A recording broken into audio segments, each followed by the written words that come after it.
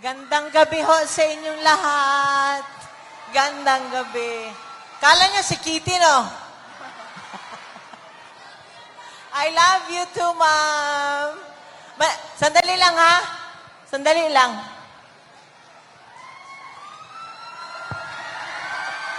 Praise mo muna. Magandang gabi ho sa inyong lahat. Magandang gabi sa mga supporters ng Duterte. 10 na lang tayo. 10 na lang. Nasubukan na natin sila eh. Wala namang ginawa eh. Pang-aapi lang nga, di ba? Saan ba ako mag-umpisa, ma'am? Parang gulong-gulo ang isip ko. Hindi ko alam saan mag-umpisa. So, since si Pastor Kibuloy nag-invite sa akin dito, gusto nyo makarinig ng kwento? Okay. Alam nyo, hindi pa pinapanganak si Veronica. Veronica is 21 years old. So, nurse ako eh. Tapos ako ng nursing dito sa Pilipinas.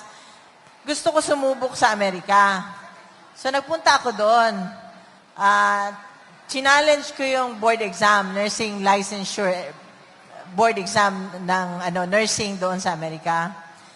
Tapos, ano ba nangyari? Doon, wala akong matirahan.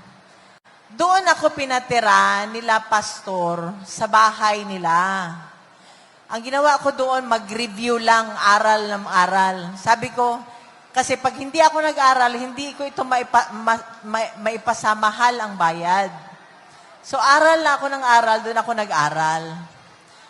Alam mo, doon ko na-experience, alas 4 ng madaling araw, gising na sila, nagpe-praise and worship na sila. Tapos, bago matulog sa gabi, mga after dinner, ganun din, nagba-Bible reading, tapos praise and worship.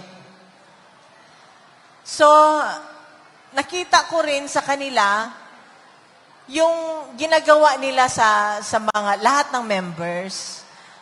Ma'am at sir, ang ginagawa nila, tinuturuan nila paano maging mabuting tao, paano magtrabaho, paano mag-contribute. I mean, kung meron kang talent, i-develop yung talent mo. Kagaya nung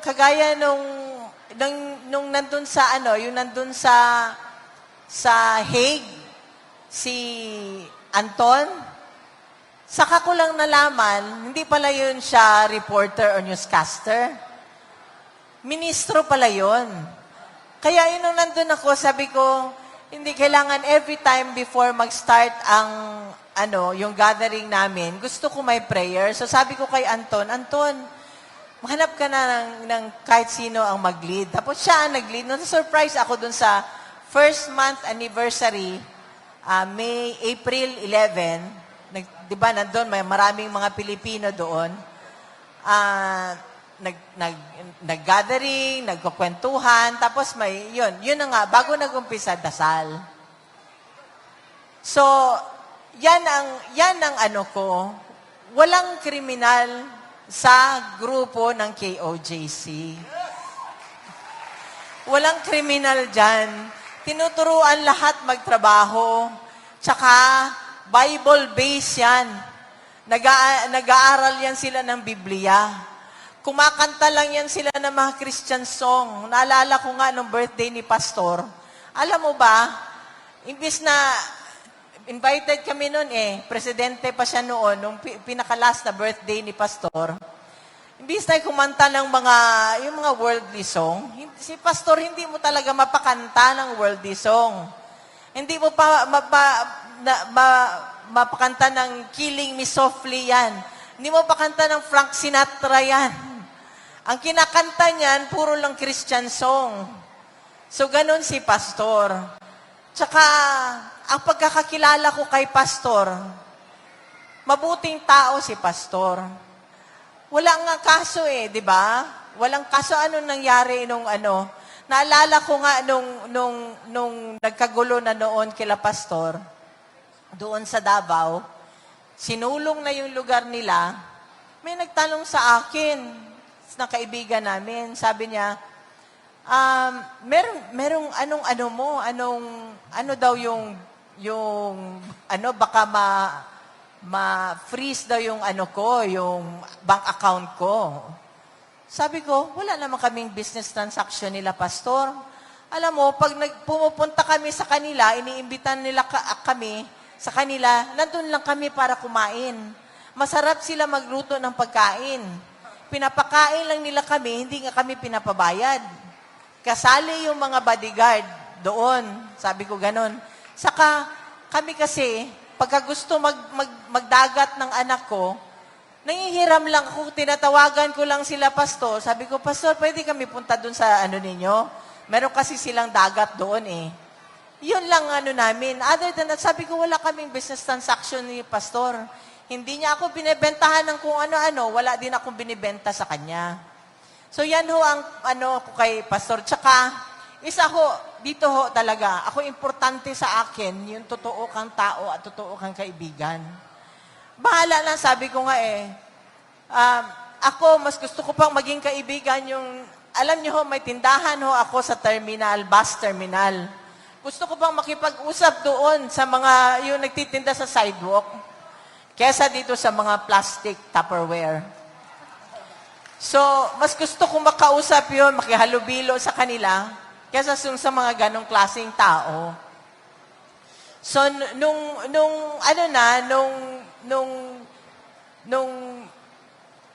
sabi ko nga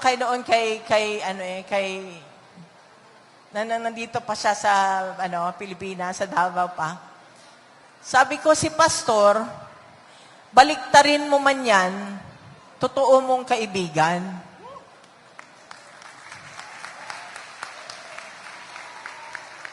Inoferan man siya ng pera, hindi mo nila kayang bilihin.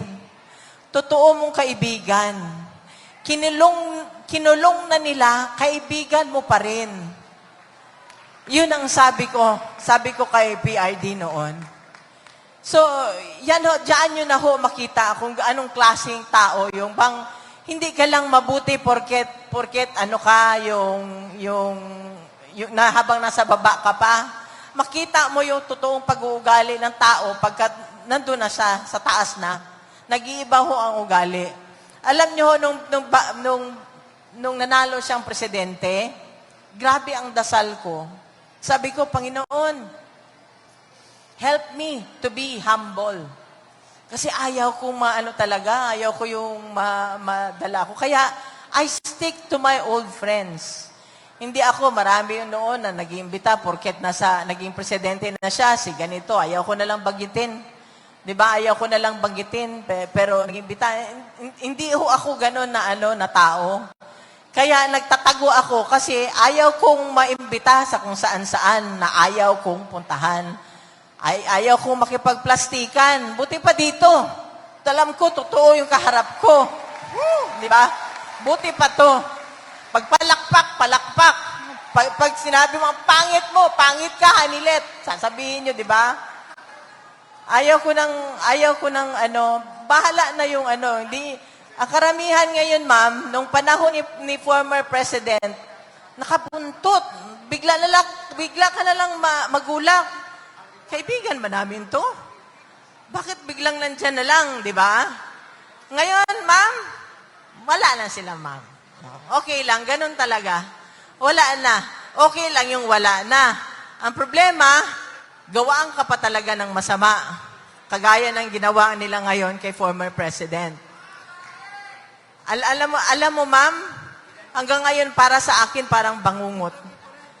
Kasi kidnapping talaga yun eh. Hindi ko akalain na pwede ka palang tanggalin, ilipad ng ibang bansa na wala kang passport. Kasi nung time na yon, miski nagaling kami sa Hong Kong, yung yaya ni Kitty yan na yaya ni Mira ngayon, that means 21 years na siya sa amin. Sabi ko, kasi ilang araw ng absent, binook ko na yung flight nun pabalik ng Davao. So, ibang gamit namin, dinala na niya. So, kaya nung nagtaka ako, sabi ko, nung nandun kami sa Villamor, ma'am, paikot-ikot ako. Ako ang lumalabas eh. natulog na lang si PRD noon kasi maaga yung flight namin. Natulog siya doon sa sofa. Nakita niyo yung litrato noon, di ba? Sa sofa siya natutulog. Ako, labas ako dito sa exit na to, labas naman ako doon, di ako mapakali. Kasi gusto kong malaman anong mangyayari, ano ba talaga. So, yung isang lawyer doon, tinanong ko, sabi ko, attorney, anong papeles na?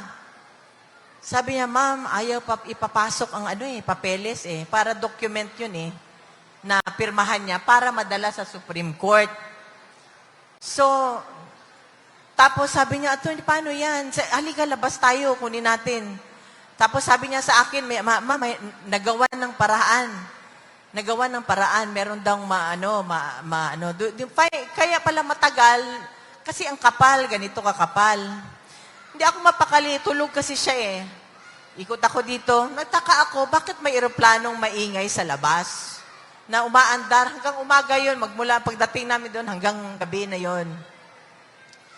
So, yun, nung napuslit ko, yung napirmahan na niya yung document, di ba kita nyo nang nangyari? From paglabas namin, di ba kitang, wala namang, sino ang hindi nakakita nun? Sino ang hindi nakakita? Lahat, di ba? Napanood nyo lahat, di ba? Di ba? Nasa social media lahat.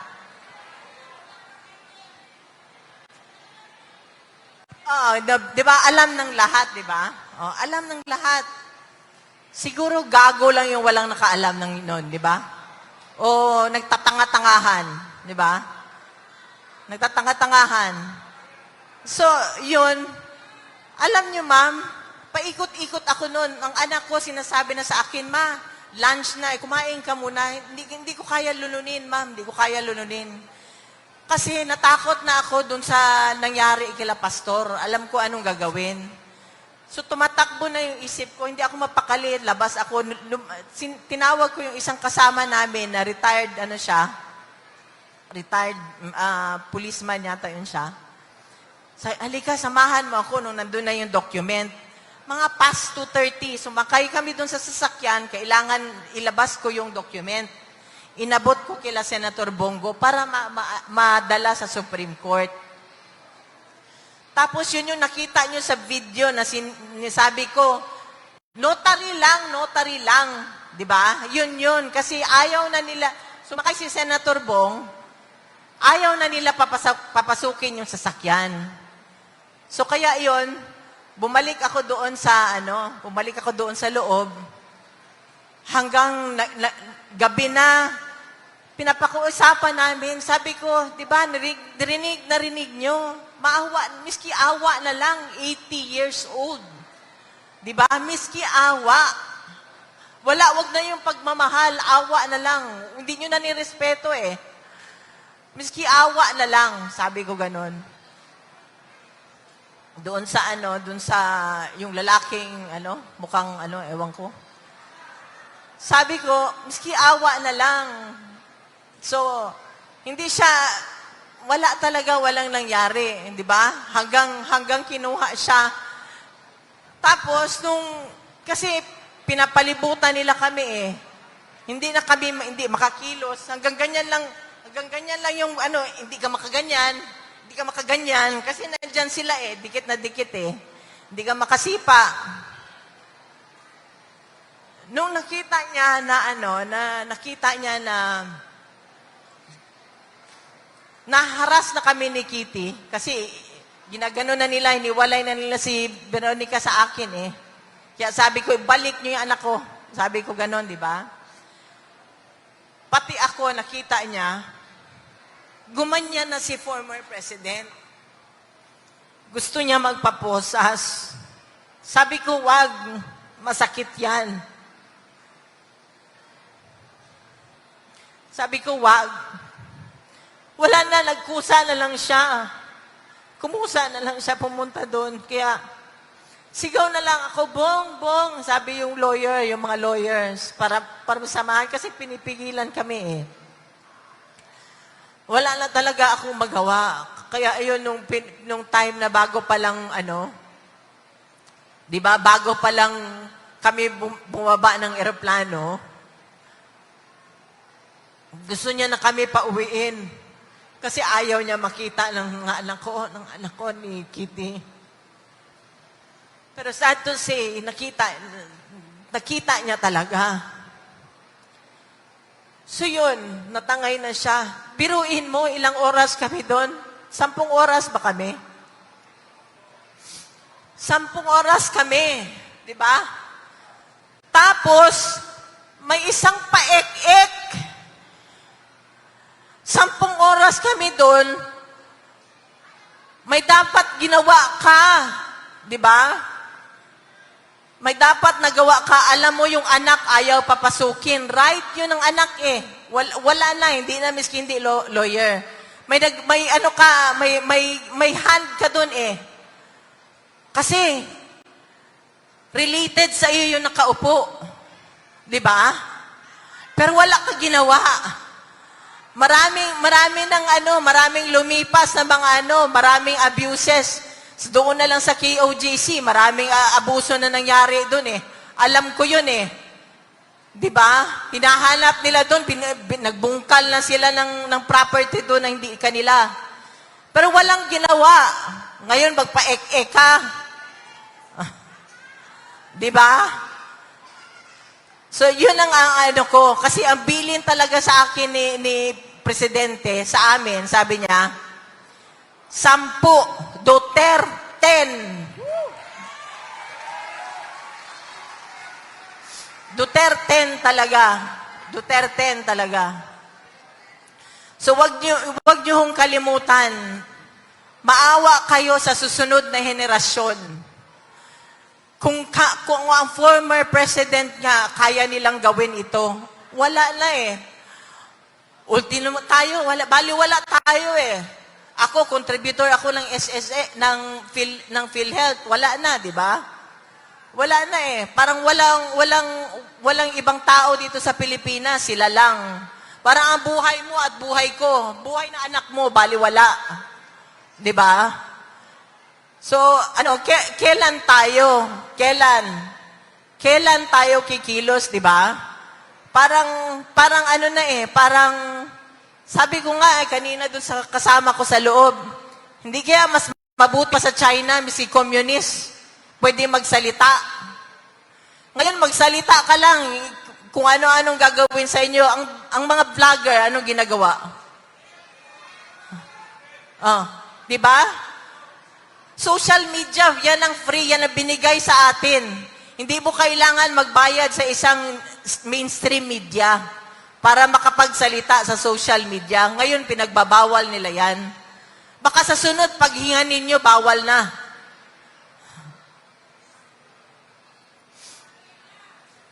Ang isang kinakasakit ko talaga ng loob, ma'am, tsaka sir. Kasi nung isang araw, may calls kami, Tuesdays saka Fridays. Ito, iyak naman ako kasi tuwing kwento ko nito, may iyak ako eh. Yung calls, ako tinawagan ni former president. Tinawagan ako ni PRD. Sabi ko, kumusta ka? Kinokontrol ko yung ko kasi ayaw niya yung may iyak eh. Alam niya ako iyakin. Sabi ko, kumusta ka? Usap-usap. Ay, si pala, ganito, lahat, kwento-kwento ko. Ay, si Kitty nag-text, sabi niya, sinabihan ba naman ako ni Kitty na, Ma, may importante ka bang sabihin kay Dada? Kasi kung wala, ako na lang daw. Siya na lang daw. Ang sabi ng tatay niya sa akin, sabi niya na, sabihan mo na lang si Kitty, na kasi napagka siya ang kausap ko, emotional ako. Ganon, ayaw niya. So, ako, nasaktan ako kasi alam ko, masasaktan yung anak ko. So, iniba ko na naman topic. Nangyari, masaya. Hindi ko kwento lang daw niya yung nangyari nung birthday party nila ni Mira. Ganon. Tapos, sabi na naman niya, explain mo na lang. Kasi ako, mag-isa lang ako dito. Pag siya ang kausap ko, emotional ako. So, ilang beses ko inulit.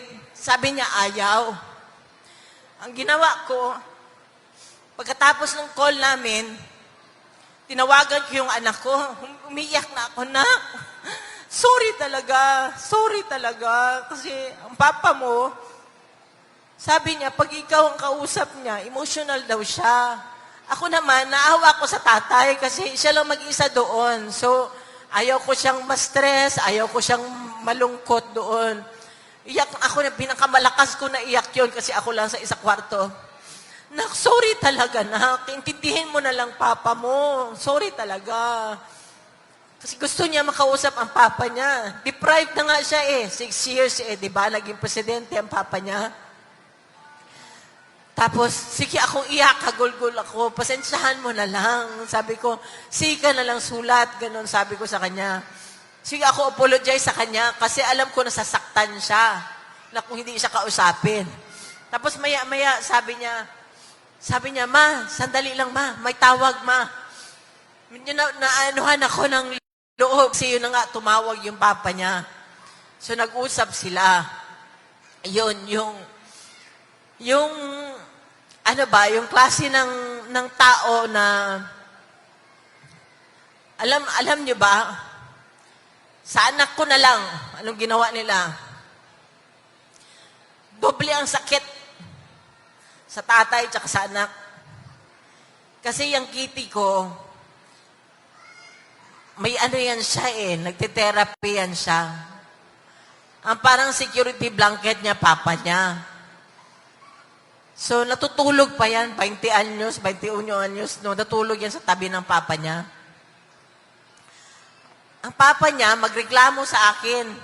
Sabihan mo nga yung anak mo, kaya hindi man, magkaiba man sila na pagpasok ni Kitty, hindi pa inaantok ang tatay niya, nanonood pa ng TV, sabihan niya, Dada, matulog na tayo.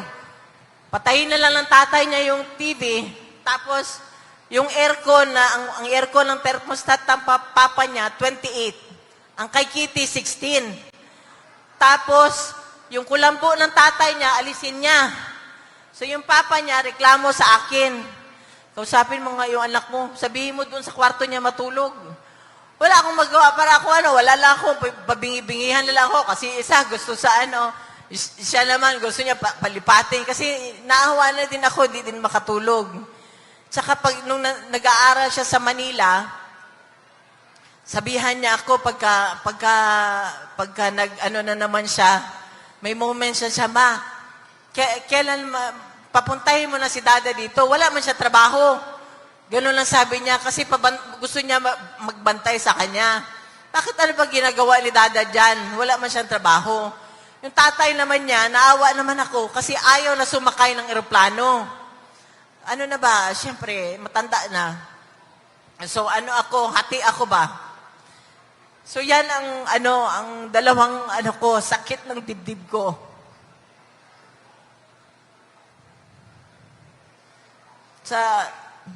Kay former president tsaka sa anak ko.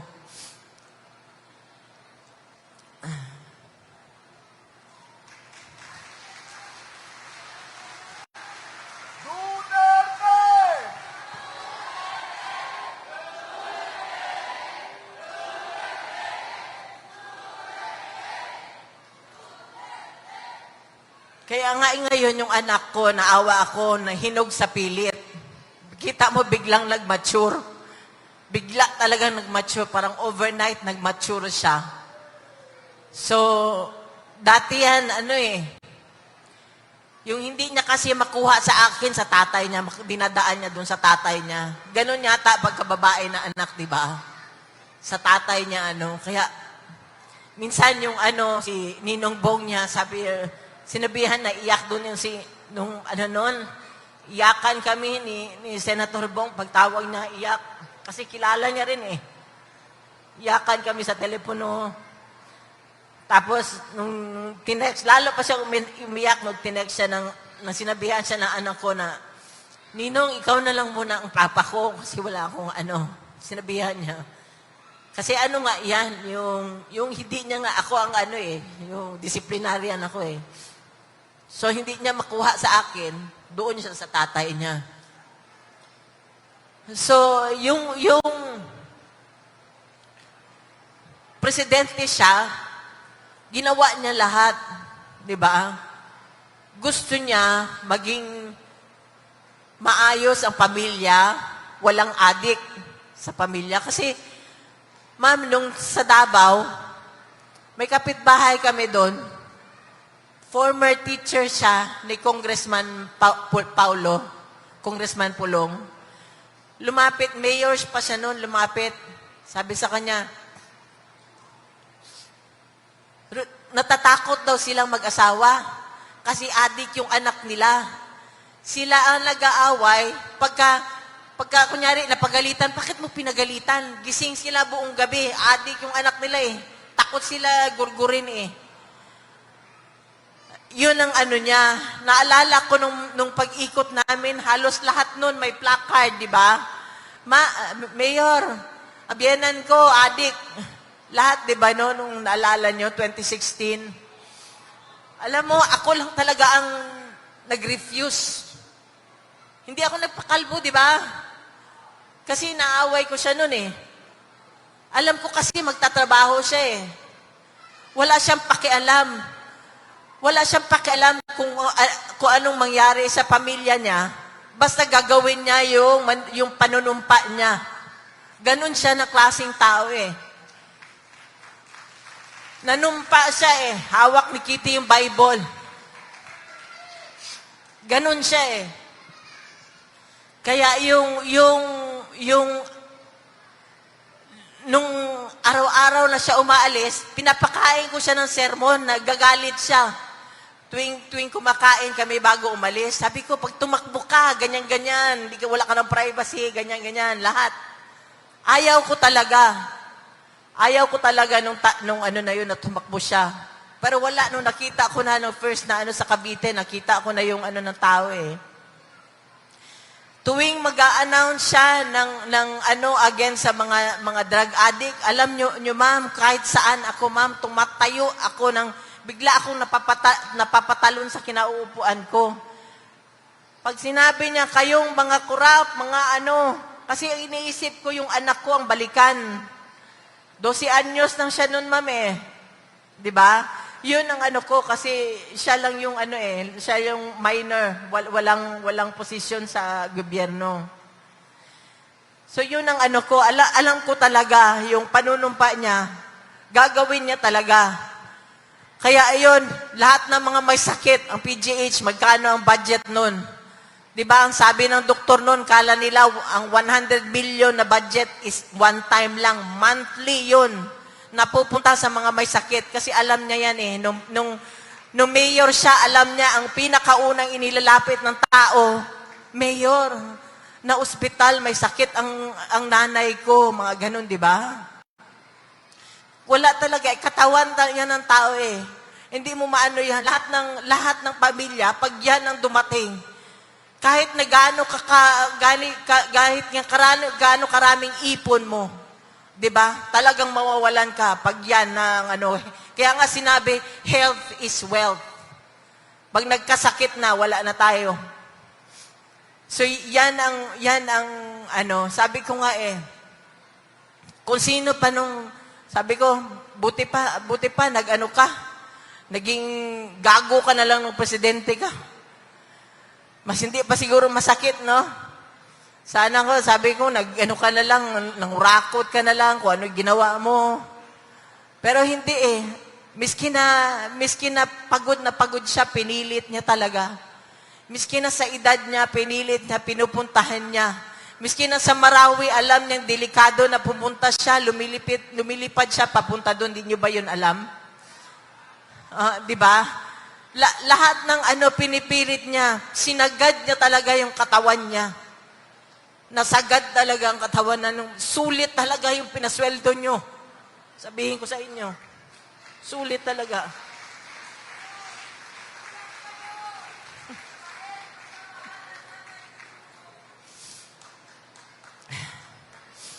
Kaya ngayong May, bantayan natin, ngayong eleksyon, bantayan natin ang boto natin para sa susunod na henerasyon, sa mga kabataan.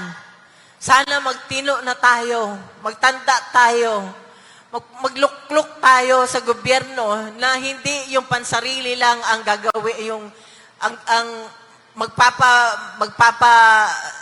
magpapa-elect lang dyan pagkatapos ng pansarili na nila ang iisipin nila. Yung totoo, sanang may puso para sa tao. Mahirap po yun eh. Si President Duterte talaga, maibintang nyo na lahat. Babaero, di ba? Oh, pero yan, patriotism, di mo maano yan sa kanya. In fact, pwede ko sabihin pa, mas minahal pa niya kayo, ang bansa, kaysa sa amin.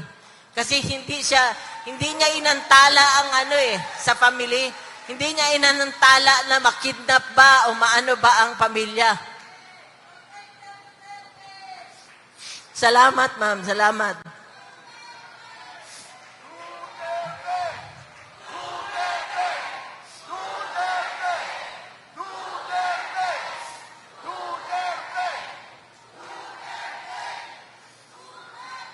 Hindi niya inisip, ma'am, na yung meron pala siyang anak, meron siyang apo.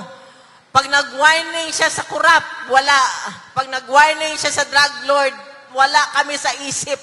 Ang iniisip niya ang pamilya ang anak ng bawat Pilipino. Na yung anak mong babae, yung anak mong lalaki, hindi drug addict. Yung anak mong babae at asawa makakauwi, makakapunta, makakagimik, makabalik sa bahay. Yun ang ano niya. Even hanggang ngayon, nung alam mo nyo ba na hindi yan siya, ayaw niya ng malamig na lugar. Sabi ko nga, sa kwarto 28 ang thermostat. Ma'am, subukan mo mag-28 na thermostat. Pero pagbaba sa eroplano, nung dinala siya ng mga animal doon sa Hague, sinabi pa niya kay ES, wala siyang pera nun, ma'am eh. Wala siyang pera hindi na siya mahawak na pera, hindi niya na alam na magsabi na lang yan siya lang, gusto niya kumain, ganun, pero hindi niya na alam. Wala na yan siyang sa Sinabihan pa niya si ES, Bong,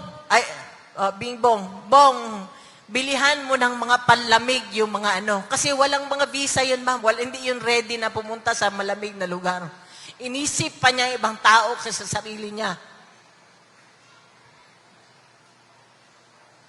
Kaya yung maya-maya na lang ako, ma'am, talaga. Hindi ko talaga maya-maya na lang ako lumuluha. Sana mahinto ng luha ko. Tulungan nyo na lang ako, ma'am, sa dasal, ma'am, ha?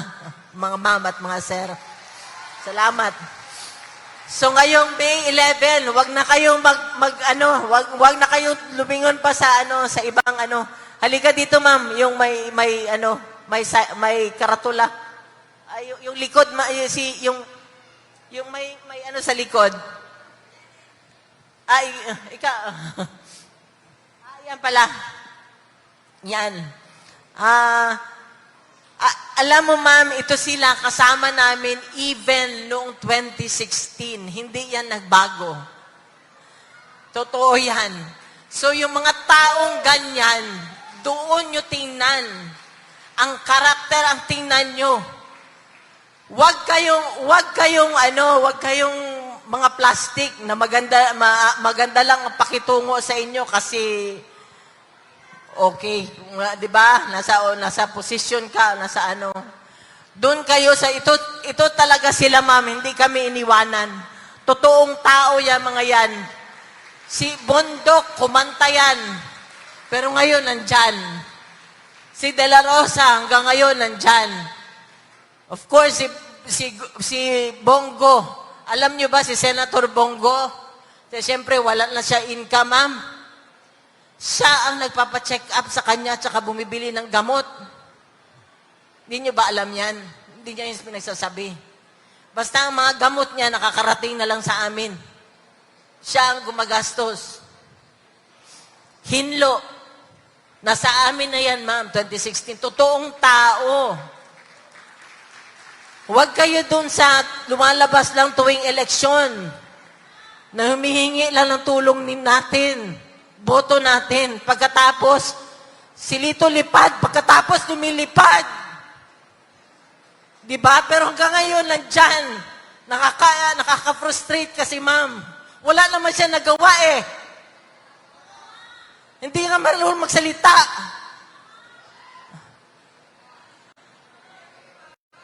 Lambino, nandyan na yan. Senator Marcoleta, nakita ninyo. Pastor Kibuloy, kinulong man nila. Binitay nila. Wala, hindi bumaliktad. Hindi nabibili ng pera. Rodriguez, kita mo anong ginawa. Hindi niya matiis. Hindi niya kayang sabayan kang kalokohan. Doon tayo, ma'am. Hindi yung alam mo ng kalokohan, alam mo ng illegal, hindi sumasabay ka pa rin sa kanila. Ibig sabihin, walang prinsipyo. Huwag na tayo doon sa walang prinsipyo. Of course, is Ipe Salvador. Sabihin ko sa inyo, ma'am, matino na tao yan. Nandyan yan siya. Parati namin kasama. Whether sa anong panahon, hindi pa, mayor pa lang siya. Kasama na namin yan. Hindi mo kailangan bigyan, hindi mo kailangan amuin or anong gawain mo para sumama. Wala, yun talagang, ang nanaig talaga is kaibigan. Yun ang nanaig sa kanya. Of course, si Dr. Mata, taga Davao din yan. So sana, ma'am, bigyan natin ng tsansa. Total, yung mga nandyan ngayon, ang tatagal na eh. Matatagal na, masyado nang matagal. Sobra na sa institusyon. Apo na nga nila, parang sa panahon pa ng lolo ko pa yata yung iba dyan eh. Subukan natin, ma'am. Subukan natin. So, magandang gabi po sa inyong lahat at marami pong salamat. Mabuhay ang Pilipinas at mabuhay ang Pilipino. God save the Philippines. Pagdasalo natin ang Pilipinas. Dasal ang ating sandata ngayon. Dasal ang ating kailangan. Salamat po. Duterte! Duterte! Duterte! Bring him home! Bring him home! Bring him home! Mga kababayan, Miss Hanelet Avancenia! At sa mga oras na ito, hinihiling po namin ng lahat na manatili po tayo dito sa stage kasama ang mga senatorial candidates at representatives ni Pastor Apollo C. Kibuloy. Mga kababayan, alam natin na masakit para sa atin ang iligal na pagka-aresto kay dating Pangulong Rodrigo Roa Duterte. Lahat nadurog ang ating mapuso nang makita natin si Tatay Digong na dinala sa The Hague, Netherlands. Pero sa kabila ng napakasakit na nangyari, nakita ng mga kalaban, nakita ng buong Pilipinas, nakita ng buong mundo ang pagkakaisa ng bawat Pilipino. At ang sigaw ng bawat isa ay Duterte pa rin. Sa mga oras na ito, muli nating ipakita ang pagmamahal natin kay Tatay Digong. Kahit hindi man natin siya kasama, kahit siya ay nag-iisa sa The Hague, Netherlands, siya ay nananatili sa ating mapuso. Kung may mga cellphones po tayo, mga kababayan, i-on po natin ang ating mga flash. Ipakita natin sa buong mundo ang bit-bit nating liwanag sa madilim na Pilipinas. Ipakita natin sa buong mundo na mahal natin si Tatay Digong. Ipakita natin sa buong mundo na ang Pilipinas, Duterte pa rin.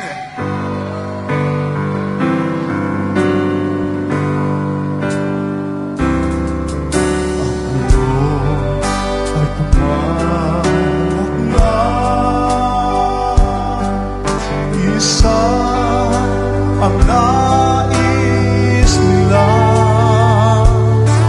isigaw ang nadarama. Pilipinas muling magsama-sama. Pilipinas, Duterte pa rin ang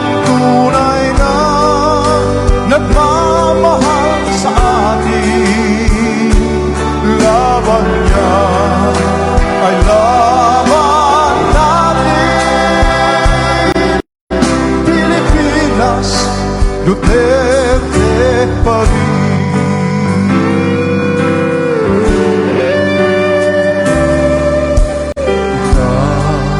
Bayang minamahal, lagi kang ipagdarasal, na muli kitang makita.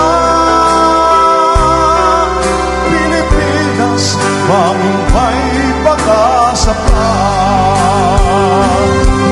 Pilipinas, Duterte pa rin ang tunay na nagmamahal sa atin.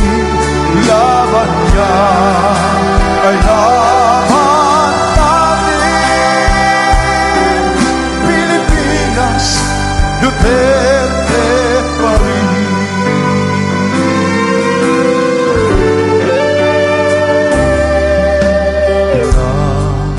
Bayang minamahal, lagi kang ipagdarasal, na muli kitang makita. Pilipinas, bangon may pag-asa pa. Pilipinas, Duterte pa rin ang tunay na nagmamahal sa atin. Laban niya ay laban natin.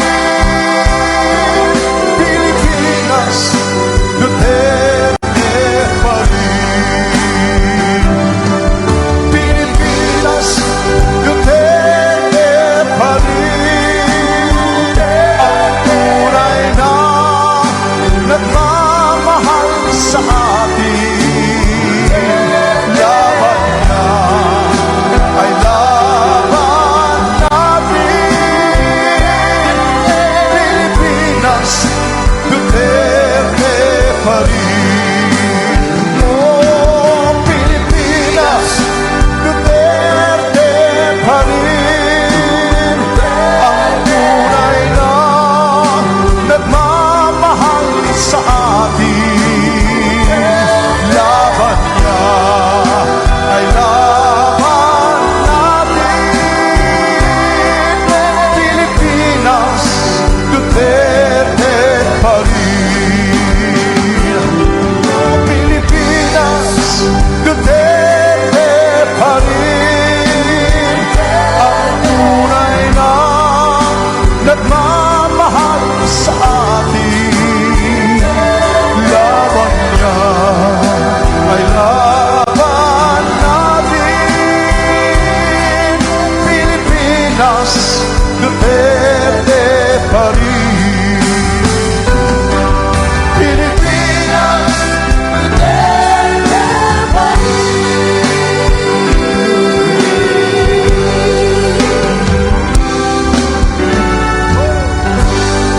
Duterte! Duterte! Duterte! Duterte! Bring him home! Bring him home! Bring him home! Mga kababayan, nagpapatunay na ang Pilipinas ay Duterte pa rin! Mabuhay si dating Pangulong Rodrigo Duterte! Mabuhay ang mga Duterte! Mabuhay ang Duterte! Mabuhay ang PDP laban! Muli, kami ay nagpapasalamat sa mga nakikiisa rito, lalo na kay Ma'am Hanilet Avancenia, na nandito ngayon nakikisa para suportahan ang mga kandidato ni dating Pangulong Rodrigo Roa Duterte. Iiwanan ba natin si Tatay Digong? Pababayaan ba natin si Tatay Digong? Sinong naniniwala na makakasama natin muli si Tatay Digong? Lahat tayo ay naniniwala na makasama si Tatay Digong at higit sa lahat, panalo na ang Duterte!